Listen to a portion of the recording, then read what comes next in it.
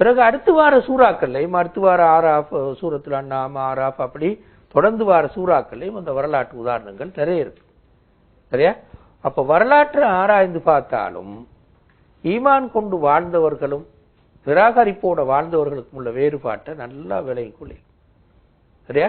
அந்த வரலாற்று அறிவு பின்னணி ஒருவருக்கு இருக்குமாக இருந்தார். இதைத்தான் இந்த வசனங்கள் சொன்னது. இப்ப நாங்க பார்த்த வசனம் இங்கே அதான் விரிவா சொல்லல, அந்த வரலாற்று உதாரணத்தை சொல்லிட்டு லேசா தான் ஒரு 2-3 வசனத்துல மட்டும் அதை சொல்லிட்டு விட்டு நாங்க தான் படிச்சு விளங்கிக் கொள்ள வரும். திரும்ப பௌதீக உலக அத்தாட்சிகள் இதுவும் குர்ஆன்ல மிச்சம் கூட. இது எங்க கூட என்றால் எங்க கூட மக்கா சூறாக்கள்,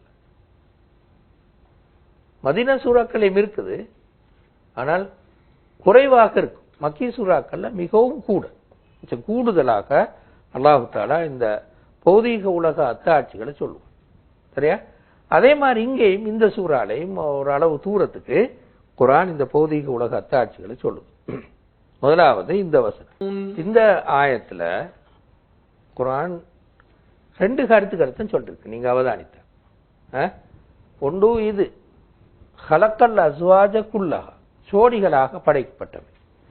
2 மற்ற வசனங்கள். இந்த வசனம் பூமியும் பூமியில் இருக்கிற தாவரங்களும் மனிதனுக்கு அது எப்படி உதவுகிறது என்ற கருத்தையும் சொன்னது. இந்த 2 விஷயங்களையும் குர்ஆன் சொல்லுது. ஒன்று அப்ப நாங்க சொல்லலாம் தாவர உலகு,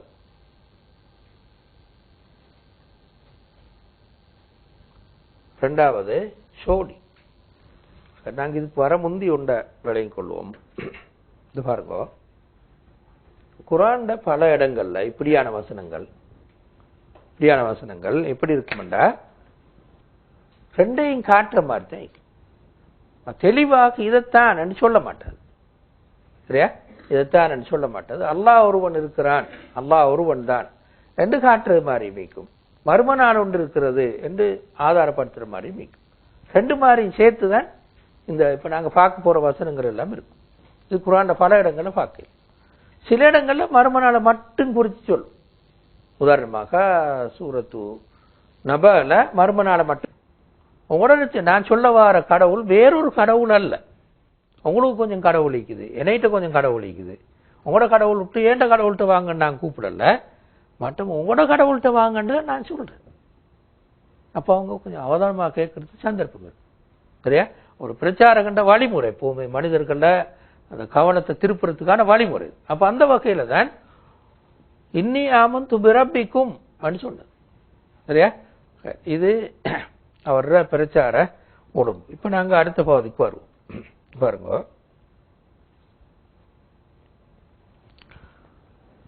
இப்ப அதுல நாங்க திரும்பவும் அந்த வசனத்தை பார்த்தா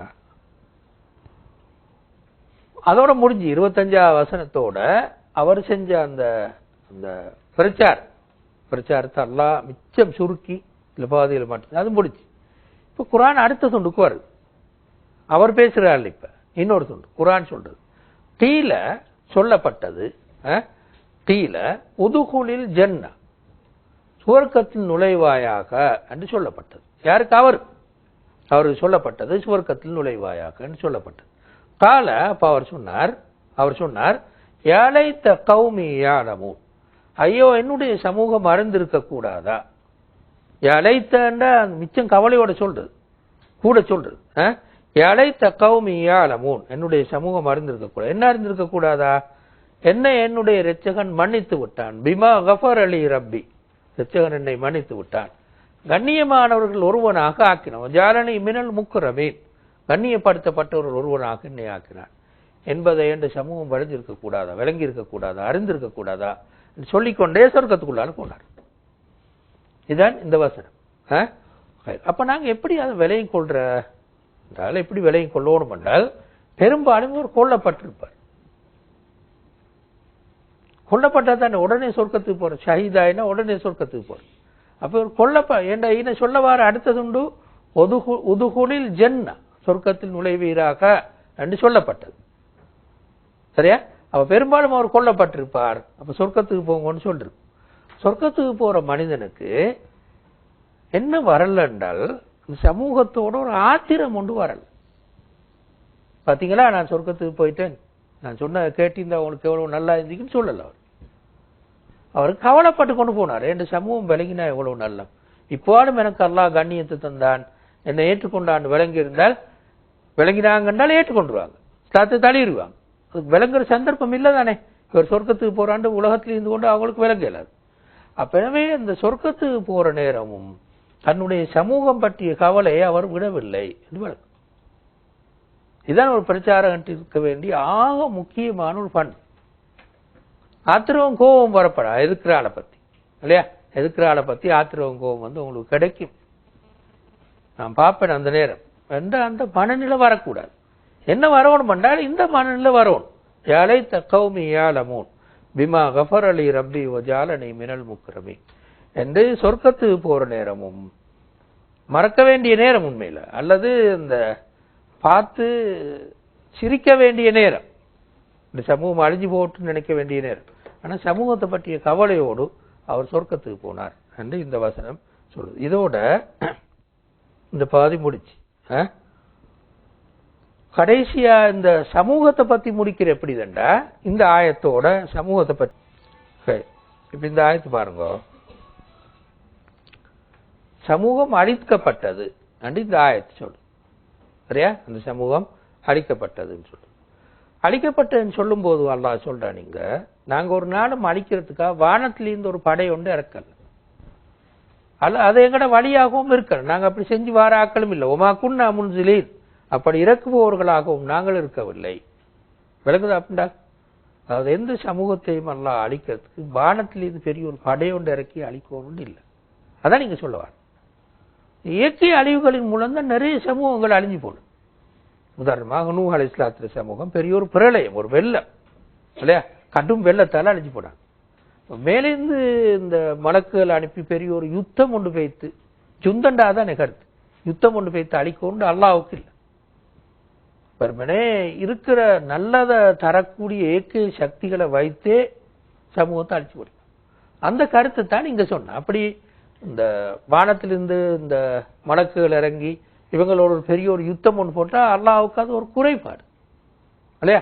அப்படியெல்லாம் அல்லாஹ் செய்ய வேண்டிய அவசியம் இல்லை. எனவே அல்லாஹ் சொன்னான் அந்த சமூகத்தின் மீது அவருக்கு பிறகு பிரச்சாரம் செஞ்ச அந்த மனுஷன் அவருக்கு பிறகு ஒரு பெரிய ஒரு படையோடு நாங்க இருக்கவில்லை, இறக்குறது எங்கட வழிமுறையாகவும் இருக்கவில்லை. உமா குன்னா முன்சிலீன். அப்ப என்ன நடந்தது? ஒரு பெரிய ஒரு சத்தம், அதோடு அவங்க அழித்து போனார். ஹாமிதூன்டா ஹமதண்ட அரபு மொழியில ஹமதத்தின் நாரு சொல்ற, நெருப்பு அணைந்து போனது சொல்ற. இதன் அரபுல அந்த அடிப்படை பிரயோகம் ஹமதத்தின் நாரு சொல்ற சரியா. அப்ப ஃபைதாஹும் ஹாமிதூன், அப்போது அவர்கள் அணைந்து போனார்கள். அப்படி அணைந்து போனார்கள் கருத்தனா, அவங்க இயக்கமற்று போனார்கள். நெருப்பு இயங்கி பத்துற மாதிரி நெருப்பு அணைந்து விட்டதுனால அப்படியே எல்லாம் இல்ல ஆகும். அது மாதிரி இவர்கள் இயக்கமற்று போனார்கள், அப்படி அழிந்து போனார்கள் கருத்து சரியா. இதோட இந்த பாதி முடிஞ்சு நாங்க இப்ப புதுசாக இன்னொரு பாதிக்கு வரோம். சூரத் யாசீன் ரெண்டாவது பாதிக்கு வரோம் சரியா. இப்ப நான் உங்களுக்கு ஒரு சின்ன ஒரு டைம் ஒன்று தருவோம், ஒரு 5 நிமிஷம் ஒரு 10 நிமிஷம். ஏழுமண்டால் நீங்க பாருங்க, இப்ப இந்த வரலாற்றிலிருந்து நீங்க படிச்ச படிப்பினைகள் என்னன்னு பாருங்க சரியா. அதாவது இல்ல ரெண்டு மாதிரிக்கு தானே உண்டு, எங்களுக்கு கிடைக்கிற படிப்பினை உண்டு, திரும்ப அவர்களுக்கு வருகுதானே. எப்படி ஒதரிபுல்லகும் மசலன், ஒதரிபுல்லகும் அவர்களுக்கு, அவர்களுக்கு யாருக்கு, யாரு எதிர்ப்பாளர்களுக்கு, மார்க்கத்தை எதிர்ப்பவர்களுக்கு, அவர்களுக்கு சொல்றது அவங்களுக்கான ஒரு படிப்பினை உள்ள ஒரு உதாரணம் தான் இது சொல்றது. அப்ப அது என்ன இருக்கு இதுல? ரெண்டாவது பொதுவா குர்ஆன் வரலாறு சொல்றதுக்கு இன்னொரு காரணம் எங்களுக்கான படிப்பினை, ஓதுறதுக்கான படிப்பினை, ஒருவருக்கான படிப்பினை என்ன இருக்குன்னு பாருங்க. ஒரு 10 நிமிஷத்துக்கு ஒரு இன்டர்வல் ஒன்று தருவோம். நாங்க அடுத்த பாதிக்கு வருவோமே. நான் உங்களுக்கு சொன்ன வேலையை செஞ்சீங்களான்னு பார்ப்பேன். ஒரு 5 நிமிஷம் இருக்குது, 5 நிமிஷத்துக்கு மட்டும் இந்த இப்ப நாங்க பார்த்த ஆயத்துக்களால இப்ப நாங்க பார்க்கறது நாக முக்கியமா குர்ஆன் ஓதுறதையும் விட முக்கியம் இதுதான். என்னத்தை விலையும் கொள்றோம். சஹாபாக்கள் யாருமே ஓதுபவர்களாக மட்டுமீக்கல, விளங்குறவளாகத்தான் கூடுதலா இருந்தாங்க. அதனால நாங்க பார்த்துக்கொள்வோம், விளங்குறத பத்தி தான் நீங்க கூட கவனம் செலுத்துவோம். ஓதுங்கோ, நான் சொன்ன மாதிரி ஓதுங்கோ, அதோட விளங்க பாருங்க என்ன பண்ணும். சரி பாப்பமே, விளங்கினது பாப்பமே இப்ப இல்லையா, என்ன விளங்கினீங்கன்னு சொல்லி அதானே முக்கியம். இல்லாட்டி இந்த ஆயத்துக்கே பொருள் இல்லையா. அல்லாஹ் சொல்றான், ஒதுரிபுல்லாஹும் மஸலன் அஸ்ஸாபல் கரிய, அந்த பிரேச மக்களை பற்றிய உதாரணத்தை அவர்களுக்கு சொல்வீர்களாக. கருத்து என்ன, அவங்களுக்கு அது விளங்கணும், அது கருத்து. இல்லாட்டி என்னத்துக்கு, இல்லாட்டி குர்ஆன் இங்க சொல்லுதோ யாசீன் வல் குர்ஆனுல் ஹக்கீம் இன்னக லமினல் முர்சலீன், இந்த குர்ஆன் சத்தியமாக நீங்க தூதர் தான். அது விளங்காட்டி அது ஓது என்ன செய்ய, ஒன்றுமே விளங்காட்டி விளங்கணுமே, தூதர் தான் என்பதற்கு இது ஆதாரம் என்று விளங்கும். எப்படி ஆதாரம் என்று விளங்கும். அது ஒன்றுமே விளங்காம சும்மா யாசின் ஒரு குர்ஆன் கிமின்னக்கலாமில் முர்சலீன் சொல்லி பழைய காலத்து 50 சாத்தி யாசின், ₹1 யாசின், ₹5 யாசின் ஓது வேலை இல்லை. சரியா? அதனால நாங்க என்ன பார்க்கணும் என்றால், ஓதி என்னத்தை எடுத்துக்கொள்றோம், என்ன விளங்குறோம் பார்க்கணும். சரி, நீங்க சொல்லி பாருங்களேன் ஒன்றையாவது. டைம் முடிஞ்சது, ஒரு 2-3 நிமிஷம் நீக்கி ஒரு நான் சொன்னேன் அவர்களுக்கு சொல்வீர்களாக சொன்னால், நிராகரிப்பாளர்களுக்கு இது எப்படி ஒரு உதாரணமாக அமைந்தது, என்ன நினைக்குது சொல்லுவோம். ஒன்று நானும் சொல்லிக் கொண்டு போனேன் இடையில, நான் போற போக்கில் சொல்லிக் கொண்டு போனேன். சரி சொல்லுங்களேன். ஒன்று என்ன, ஒன்று மக்கால இருந்த எதிர்ப்பு போலவே, மக்கால இருந்த எதிர்ப்பு போலவே சமூகங்கள் வரலாற்று இருந்தது. அதுக்கு நல்ல உதாரணம் இந்த சமூகம். 3 நபிமார்கள் அனுப்பி ஈமான் சமூகம் இருந்து விளைவு என்னவாச்சுன்னா, ஒரு பெரிய ஒரு அழிவு, முழு சமூகமும் அழிந்து போனது. இதை பார்த்து நீங்க படிப்பினை பெறுங்கள் சொன்னது இதொன்று. சரி, 2வது இன்னொன்று சொல்லாம டைமிங், இது ஒரு விஷயம். 2வது சொல்லுவோமே, அதொன்று. அதாவது நீங்க நபியை மறுக்கிறதுக்கு சொல்ற அதே காரணங்கள் பழைய சமூகங்கள்லையும் இருந்து, அது எவ்வளவு தூரம் பிழைன்னு உங்களுக்கு விளங்கும் சமூகத்தில் வரலாற்று படிச்சா என்றது இன்னொன்று இல்லையா. அதாவது மா அந்தும் இல்லா பஷருன் மிஸ்லுனா சொன்னது, இல்லா இன்னா தொத்தையர்னா பிக்கும் சொன்னது, இதெல்லாம் இந்த அரபு சமூகத்திலையும் இருந்து, இது முன்னைய சமூகங்களையும் இருந்தது. முன்னைய சமூகங்கள் இப்படி சொல்லி நபிமார்களை மறுத்துதான் அழிவுக்கு உட்பட்டார்.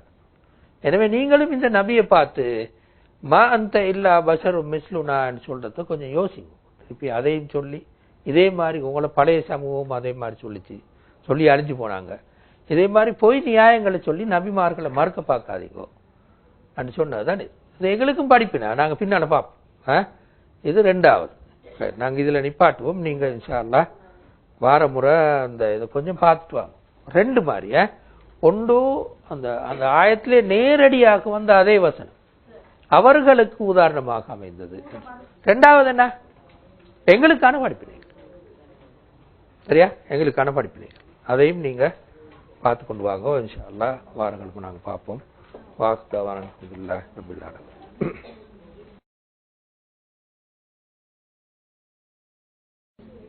நாங்க 29வது வசனம் வரை பார்த்தோம்.